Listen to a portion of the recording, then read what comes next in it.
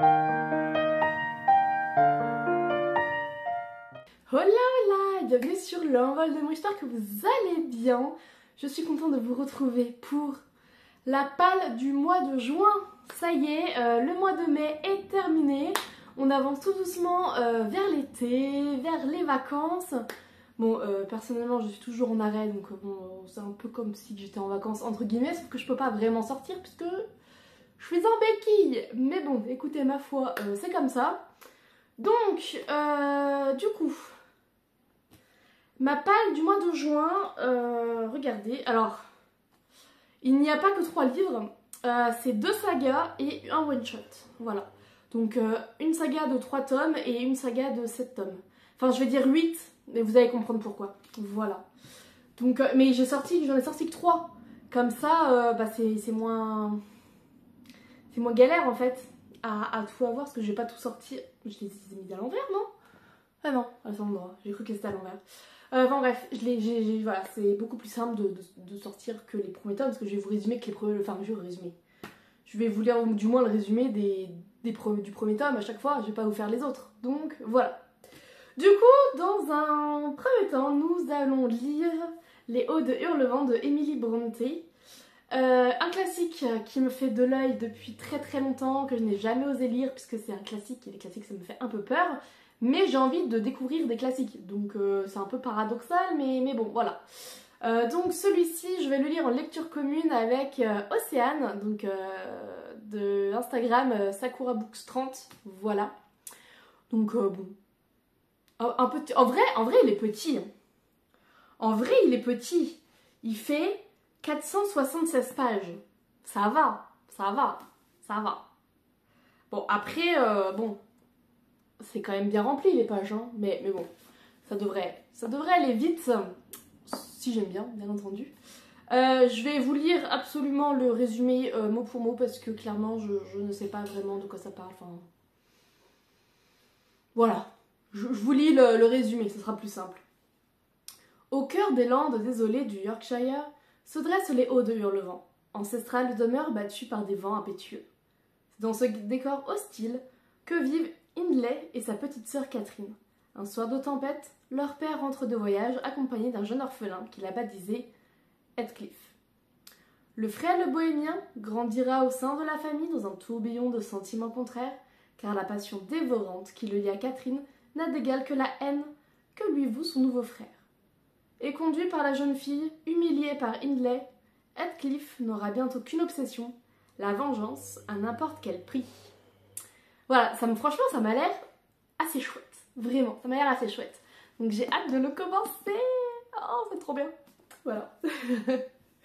Ensuite, j'ai décidé enfin de lire depuis, je sais pas si j'avais noté quand est-ce qu'on me l'avait offert, c'est une amie qui m'a offert le premier tome. Bon, c'est une saga que j'avais envie de lire avant qu'on me l'offre, hein, mais du coup, la saga des 7 sœurs de Lucinda Riley, voilà. Donc il y a 7 tomes, mais je vous ai dit 8 tout à l'heure parce que bah, y a l'histoire sur... c'est Atlas. C'est l'histoire de pas Salt. C'est ça le titre? Je crois que c'est ça. Mais je vous mettrai la couverture quelque part à l'écran. Comme ça au moins vous verrez de quel livre je parle. Voilà. Mais du coup... Bah voilà, cette saga, je vais enfin la sortir, enfin, il serait temps. Voilà, le mois de juin, c'est le mois des sagas. Le mois dernier, j'ai lu que des one-shots, et bah là, enfin avec des one-shots, non, j'ai quand même lu une saga, mais là, on va se remettre à fond dans les sagas. Donc les 7 sœurs de Lucinda Riley, donc ici, je voulais le résumer aussi. En fait, je vais vous lire des résumés à chaque fois, hein. Ce sera beaucoup plus simple, hein, les gars. Ce sera beaucoup plus simple. Je vous ferai les résumés quand je vous ferai les autres lectures. Je ferai un résumé un peu plus à ma sauce à ce moment-là. Ce sera mieux. Voilà. À la mort de leur père, énigmatique milliardaire, qui les a ramenés des 4 coins du monde et adoptés lorsqu'elles étaient bébés. Maya d'Alipez et ses sœurs se retrouvent dans la maison de leur enfance. Atlantis, un magnifique château sur les bords du lac de Genève. Pour héritage, elles reçoivent chacune un indice qui leur permettra peut-être de percer le mystère de leurs origines. La piste de Maya la conduit au-delà des océans dans un manoir en ruine sur les collines de Rio de Janeiro. C'est là que son histoire a commencé. Secret enfoui, destin brisé, ce que Maya découvre va bouleverser sa vie. Franchement, les 7 sœurs, j'ai trop envie de... Cette saga me donne trop envie parce qu'en fait, ça va me faire voyager. Ça va me faire voyager parce que un tome, on va suivre l'histoire d'une sœur par tome, normalement, hein, si mon souvenir est bien. Enfin, c'est bien ça, vu que cette sœur et 7 tomes, donc bon, hein, voilà. Et ça va me faire voyager, clairement. Et le truc, c'est que vous voyez ma palle, elle est derrière, hein. C'est que, en gros, plus on avance, en plus, plus les tomes sont gros. Hein, le dernier, il fait quasiment 1000 pages. Mais c'est pas grave. Franchement, là, il fait combien de pages celui-ci? Celui-ci, il fait 654 pages. Franchement, j'ai tellement hâte aussi de lire cette saga. Ça va être trop bien. Enfin, je vais la sortir. Une fois que cette saga sera sortie de ma palle, ça fera déjà un sacré paquet de bouquins, parce qu'il y en a quand même 7. Enfin, 8 avec le dernier. Voilà. Enfin, c'est pas vraiment... Enfin, le dernier, c'est pas une suite, hein, parce que ça parle du père des sœurs, je crois, normalement. Oh, on voit Sirius à l'écran. Oh, la voix, mon bébé. Bref, voilà. J'ai très très hâte vraiment de me lancer dans cette histoire également. Franchement, quand accumuler toutes les pages et tout, si j'arrive à tout lire, ça sera un exploit. Un exploit, moi je vous le dis. Parce que la dernière saga, c'est une saga qui... Enfin, bon, je mets un peu, entre guillemets, des espérances dans cette saga parce que cette autrice, j'ai déjà lu une saga qui m'a bouleversée, qui m'a... Waouh. Donc, là, c'est Les voleurs de fumée de Sally Green. J'ai lu Half-Bad de Sally Green, les 3 tomes, c'était... Oh là là. C'était génial. Enfin, franchement, j'ai tellement aimé. Voilà. Donc là, j'espère que je vais aimer. Donc c'est pour ça, la saga, je la mets un peu... Vous voyez? Voilà. Donc j'espère ne pas être déçue du coup. Après, si je suis déçue, ce sera ma faute parce que j'aurais mis un level up. Tu vois, enfin, voilà. Enfin, bon, on verra bien. Mais du coup, Les voleurs de fumée, franchement, ça m'a l'air génial aussi. Il y a 3 tomes, du coup, voilà. Mais ça va être génial. Du coup, ici, nous suivons une princesse visionnaire qui ne laissera personne lui dicter sa conduite.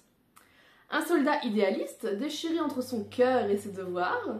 Une chasseuse intrépide traquant la plus dangereuse des proies. Un traître déterminé à venger le sang de son peuple. Un voleur insaisissable qui multiplie les faux-semblants. Un monde immense et magique au bord du chaos, dont la clé se trouve peut-être au fond d'une bouteille de fumée. Voilà. Et celui-ci, il fait... ça, c'est le remerciement. Ne lis pas les dernières 507 pages. 507 pages. Franchement, j'ai vraiment très très hâte de découvrir ça. Mais avant de découvrir ça, je vais lire les 7 sœurs, parce que ma priorité, c'est les 7 sœurs. Et voilà. En soi, j'ai pas beaucoup... Il n'y a pas beaucoup de... Ça va. Voilà, il y a deux sagas, un one shot, en soi ça va. Mais le truc, c'est qu'il y a quand même 7 tomes pour les 7 sœurs. Il y a 7 tomes, hein, donc bon. J'espère pouvoir, enfin j'espère réussir à lire du coup cette saga, enfin tous ces romans.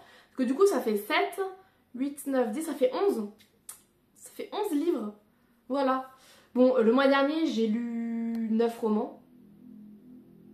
9 ou 10 9. Donc ça fait 2 de plus. Après tout, c'est pas... Ça va, c'est raisonnable, hein, de plus.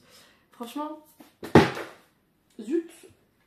On verra si j'y arrive, hein, malgré tout. Bon, après, hein, c'est pas comme si que j'étais enfermée chez moi. Voilà.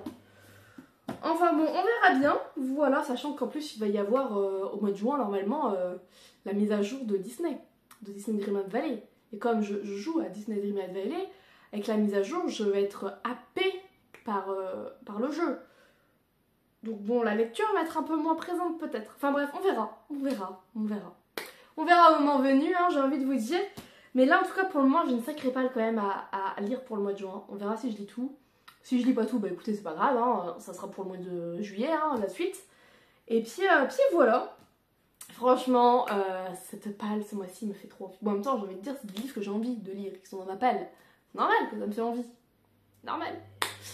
Enfin voilà, bon allez, je vous laisse. Je vous souhaite une très belle journée, de très belles lectures. Et je vous dis à très vite. Ciao, ciao.